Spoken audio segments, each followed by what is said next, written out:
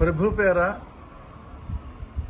ప్రియమైన వాళ్ళందరికీ వందనాలు చెప్తూ, ఇప్పుడు మేము మణిపూర్లో ఉన్న కాంకోపి ప్రాంతంలో ఉన్నాము. ఇక్కడ ఈ క్రైస్తవుల మీద జరిగిన దాడిలో 146 మంది సాక్షులైపోయారు. వారి ఫొటోస్ అన్ని పెట్టి ఒక్కొక్కరి జ్ఞాపకార్థం ఒక్కొక్క ఇటుక పెట్టి ఇది ఒక గోడగా తయారు చేశారు. ఈ గోడకు పెట్టిన పేరు ఏంటంటే వాల్ ఆఫ్ రిమెంబరెన్స్. సో జ్ఞాపకార్థమైన గోడ. ప్రభు కోసము సాక్షులుగా మారిన ప్రతి ఆత్మగా మారి మనందరినీ జ్ఞాపకం చేసుకోవడానికి ఒక గోడగా మారారు. వీరి కోసం మనం ప్రార్థన చేయాలి. అంచేత వీరందరూ శరీరాలు కూడా వీళ్ళ దగ్గరికి వచ్చి ఈ శవపేటికల్లో వాళ్ళు పెట్టి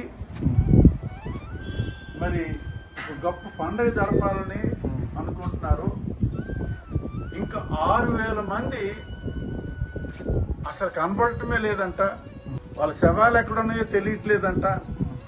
మార్చిలో మాత్రం ఈ 146 శవాలు ఉన్నాయని చెప్తున్నారు.